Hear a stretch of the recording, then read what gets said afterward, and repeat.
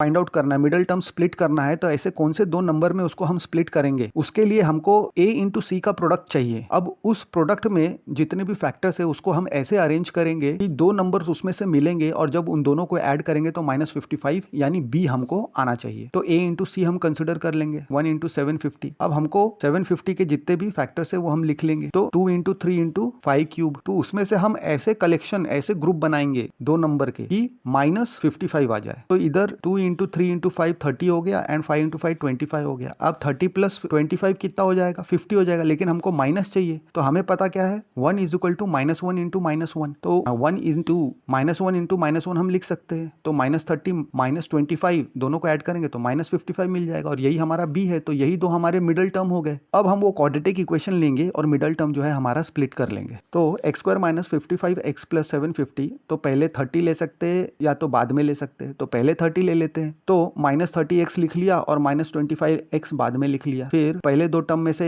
x common निकाला, next के दो टर्म में से -25 कॉमन निकाला, तो अंदर बच गया x - 30। तो x - 30 जब फिर से कॉमन निकाला तो x - 25 बच गया। अब ये कब पॉसिबल है ऐसा, प्रोडक्ट ऑफ टू टर्म 0 कब आ सकता है, या तो पहला टर्म जो है वो 0 है या तो दूसरा टर्म है वो 0 है, तभी तो product of two terms equal to 0 आएगा। तो यहाँ पे x - 30 इज इक्वल टू 0 रहेगा या तो x - 25 इज इक्वल टू 0 रहेगा। तो हमको x की क्या वैल्यू मिल जाएगी, जब कांस्टेंट टर्म राइट साइड में जाएगा तो साइन बदल जाएगा, तो x इज इक्वल टू 30 आएगा and x is equal to 25 आएगा। दो वैल्यू हमको x की मिल जाएगी। अब ये जो दो वैल्यू है, हमने क्वाड्रेटिक इक्वेशन को सॉल्व किया और हमको दो वैल्यू मिला, क्योंकि क्वाड्रेटिक इक्वेशन में हमें पता है कि हाईएस्ट डिग्री 2 होने के कारण ज्यादा से ज्यादा दो वैल्यू मिल सकती है और कभी कभी नहीं भी मिलती है, एटमोस्ट 2 वैल्यूज हमको मिलती है। तो अब ये जो x की वैल्यू है हम इक्वेशन में पुट कर देंगे तो हमको पता चल जाएगा। तो जो नंबर ऑफ टॉयज है उस दिन जो प्रोड्यूस हुए या तो 30 है या तो 25 है।